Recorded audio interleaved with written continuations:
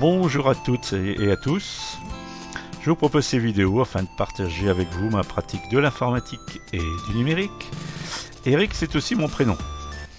Alors, ce tuto pour nous apprendre à découvrir le logiciel Paint.net, qui est un logiciel de retouche photo relativement léger. Donc, dans une vidéo précédente, je vous proposais de le télécharger.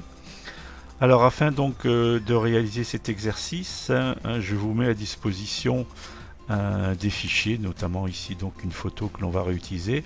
Alors pour cela, lorsque vous êtes sur mon blog, lecoachnumérique.com, en allant dans la rubrique là-haut, les rendez-vous, vous avez donc la sous-rubrique support. Donc en cliquant sur support, eh bien vous trouverez ici support pour tuto.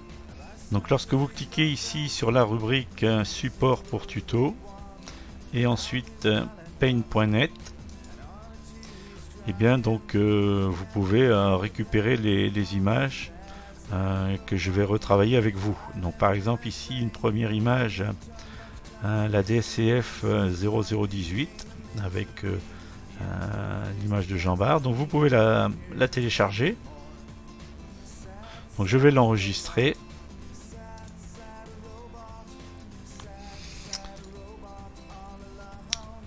Donc on va aller donc la visualiser dans le dossier, et avec le clic bouton droit, je peux lui demander de l'ouvrir avec Paint.net que j'ai installé précédemment. Alors première manipulation, donc on va vous proposer éventuellement de recadrer l'image.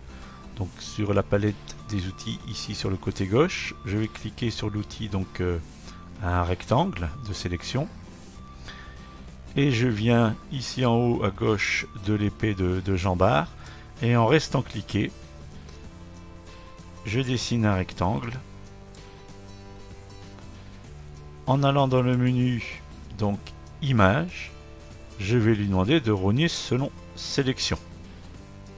Alors vous pouvez zoomer sur la photo. Vous voyez en bas, donc vous avez la petite loupe moins et plus qui permettent de zoomer en avant ou zoomer en arrière lorsque vous cliquez dessus. À noter, en restant cliqué sur le curseur, vous pouvez l'amener vers la gauche ou vers la droite pour zoomer en avant ou en arrière. Sinon au clavier, en maintenant la touche CTRL, la touche contrôle, et bien vous roulez la molette de la souris donc vers le haut, vers le bas, encore une fois, pour zoomer en avant ou en arrière. Alors dans cet exercice, nous allons vouloir éliminer le pigeon qui est ici au-dessus. Alors plusieurs façons de procéder. Je vais vous proposer d'utiliser donc l'outil de clonage. Donc dans la palette d'outils à gauche, vous avez tampon de clonage. Vous pouvez augmenter la largeur du pinceau ici en haut. On va le mettre à 30 par exemple. Donc on doit définir une zone source que l'on veut reproduire par-dessus le pigeon. Donc on va prendre le ciel ici. En maintenant CTRL, je clique donc dans cette zone-là pour la définir. Maintenant, j'amène la souris sur le pigeon et en restant cliqué, je bouge. Regardez, vous voyez, nous reproduisons le ciel par-dessus donc la tête et le chapeau de Jean Bart, ce qui nous a permis d'éliminer le pigeon. Donc je peux enregistrer l'image.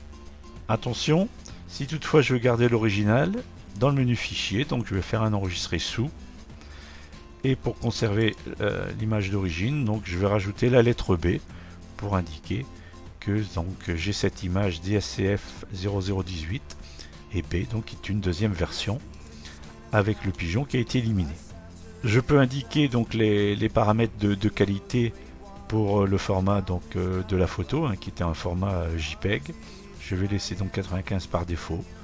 Et je fais OK donc pour valider. Voilà pour ce premier exercice avec le logiciel Paint.net. J'espère que cette vidéo vous a plu. N'hésitez pas à cliquer sur le pouce.